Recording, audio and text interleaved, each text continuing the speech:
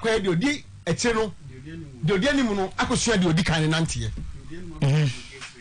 ayi nse na ka me kan kusua de odi kan de odi ani mu no kan ya de ah na ade na wase wo be jama wo the simple nyina ne say de nko di kan no esi wa bedi akiri waya di kan bedi akiri ha waya di kan bedi akiri na me kan wo be sana kan na so go bi anje ba ho waya enti panyin no abesua ketwa no panyin no sisi de panyin no abesua ketwa no enti ketwa na set pace ana panyin no adisade se ono so hu se ye kwan pa ketwa na so nto no so be den obefa so bi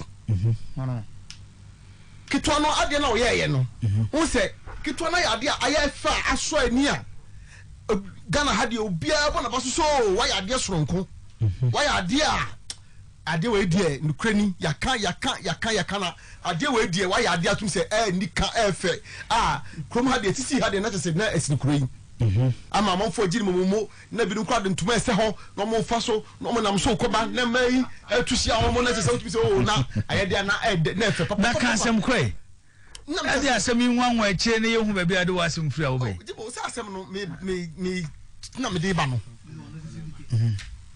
which one is the unnecessary things kasema ne mako ade esi krom ha why na wa mo abaso why na nka se amuka why na nka se efe ede ne sie abase betina hanom o sei achiru dia efe na uti studio abi na uti ha want na ya fe mika ya wo so we ya hia e ma boy dan wo mo be hia homa mo betwa mo hanum nya ya hu bi enti no se eja born again be madom a ka me invite amafo nyina o mo njan ne me obi a owo under my voice na yenko eye oyepa Facebook na kohedia ekoso no bi na afa obehunu se ampa panyino ohu se ketwa na boko fa kwan paso nti we decide say on so bedi nachi ama bibia ye kama ama ne so aye fe ama fe no be se pelifom yenu no omo kwa no we kra we nsa no mo nyina no ato abasakom na je se omo de ba ko pe na eko ka we se ka na no Kumasi stadium se ka be fo we parking de sia we parking de sia na ke siwo na ka ti yiraw afo nya na won ka se mi se wo che Jimo mafo across the folk never say that until the bones are rotten omo atu atare kotoko omo atu atare kotoko omo atu atare kotoko de say baby amoko en ho de mo fa so enkobi won say na na ya ba na obeka say kotoko bas na omo yusu no it is not basa it is Kumasi Asante Kotoko yusu na kotoko omo hia what ono na ya no call fit for purpose na say the house there no omo come out bia e ko si gota bi mu ka ya amafo kra sa ko na say ba na social media wa na je mo ni picture no ho no mo e ko kam na bi mu e ba yo ko an kam ne mo baby ana o mo ten na ho so na mi kai na ho so Dabi kata bi wo ho no na no ba ko sim na loko ye ti na say yi press no yakopɛ eyi di omo ko enti na to gbese ompe kasa bia Kotoko fo na yo check kwan no so fa so bi enti bus na Kotoko yusu no has so kotobi ha se kotoba the same bus fit for purpose press na betem ubenya wo curtains dia kata wo nkwan ho utimu abahwe video na wo ye call na bia wo ye wei na wo bus mo remuda another bus wo di internal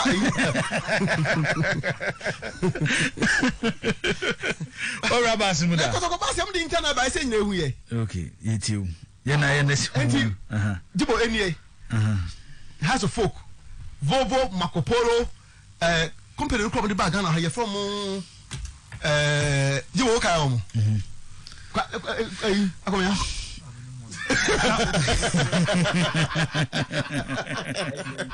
ya from SMT Ghana omo na sisi ayi ho na Kotoko obo de no has so ekobi na ya ba me the detail arrangement na Sebia be no ko na ya ba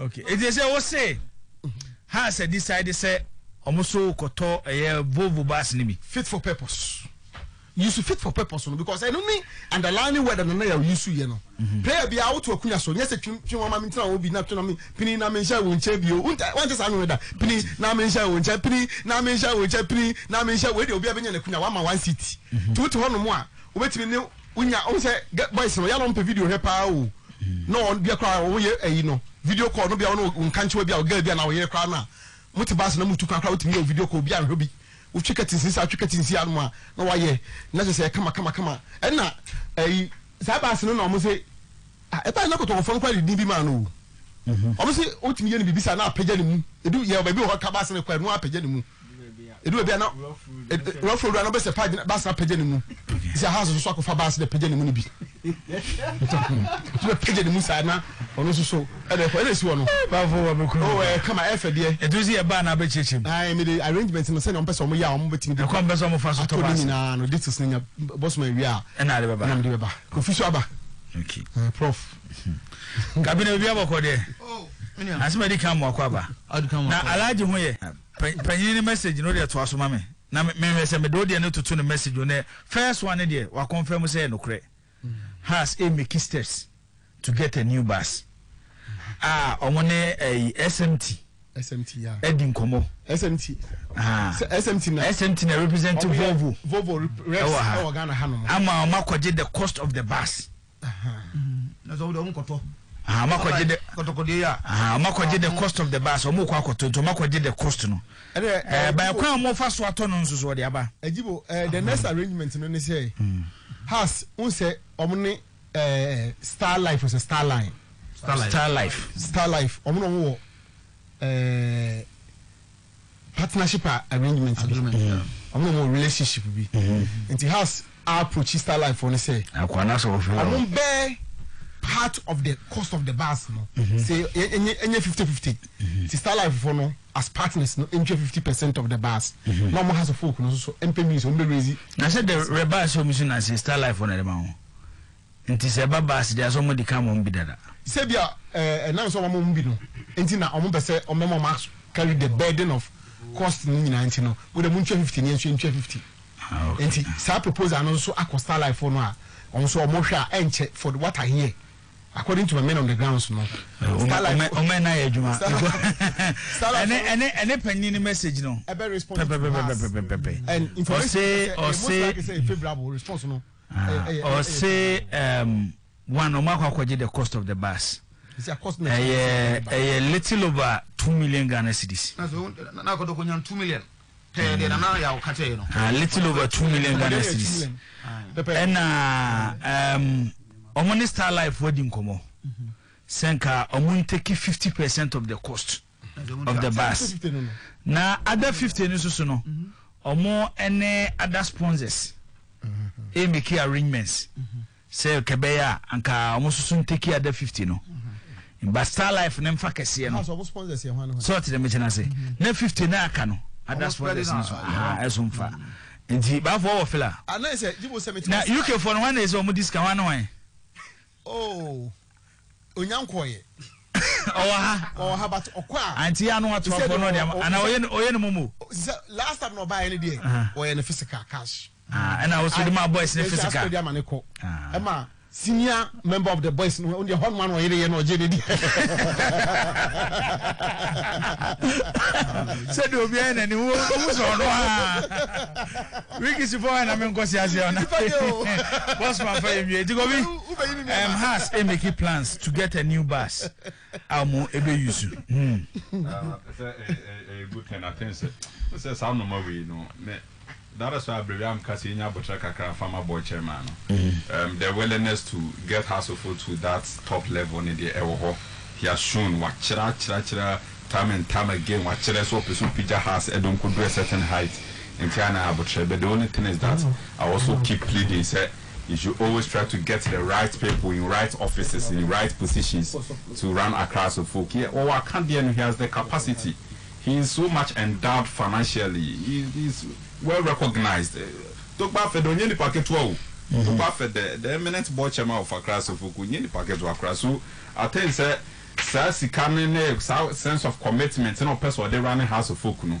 when you right people so almost ready in that regard obit me no man nante no me picture has to fall to a certain height, so I think it's a good news for Accra Jibo. But then Captain Zazia, I don't think Asante Kotoko is almost suffer as far as African campaign is concerned. So after talking to the two bodies now, I'm talking about Sports Authority, then GFA. What's Nancy? All day back, of course, not about control. And what are the dues from National Sports Authority? Almost from the Kikayano. From the professor's Facebook post, then that's just what it was. The PRO no. Charles Amufa. As the other kind, you know. It's like I said, the boss I can't overcome at tattoo. Now, I say hold on responsible for Asante Kotoko. Say if they did not get the opportunity to play at the Baba Yara Sports Stadium, because before he said a long overdue, I said Baba Yara Sports Stadium, he said give me his name. And I remember very well. Set time I call back said any money fix it. Only the professor, what's the name? Professor Chumasi Ekasawa. And they are now here so confident. Oh, Sanama getting on wine. Some year me World Cup qualifying. Yeah, but the last test of time, you know, you know, I can't for some back. Oh, yeah, they are no year we preco. No, Dimu. What I say?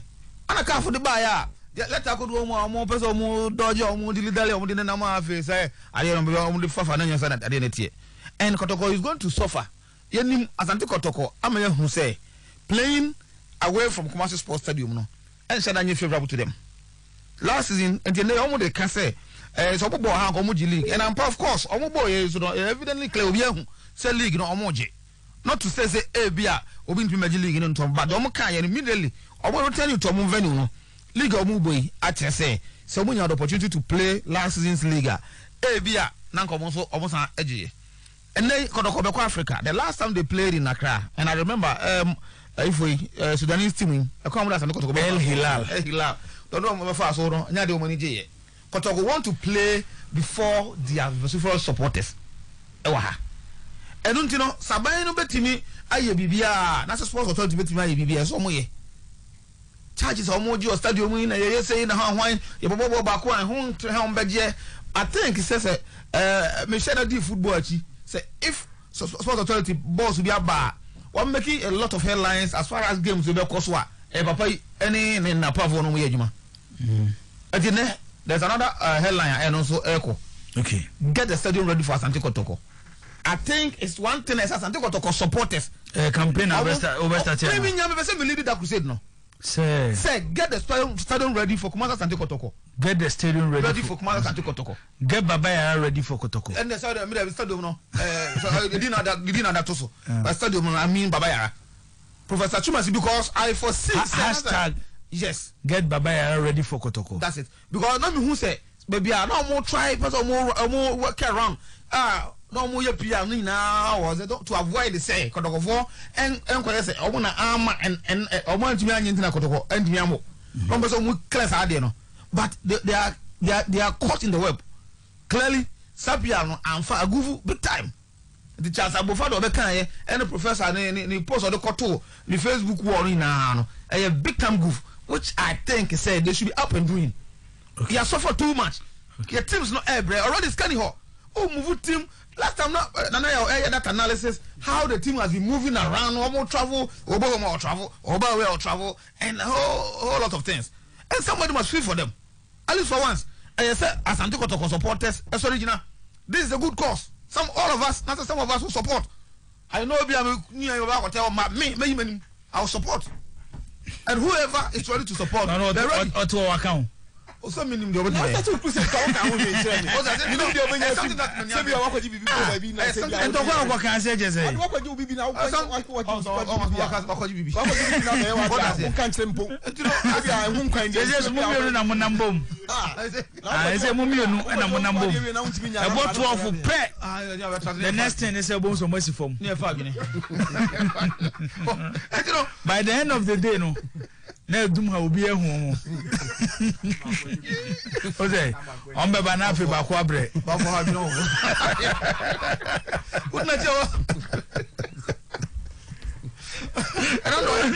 sɛ ba yɛ ɔnsɛ wa confirm wɔte aseɛ mekɔgya baafo ka asɛm bi na ansɛ wadwena ma so say the boys no bebree wɔ hɔ mo yɛ adwuma bɔ mu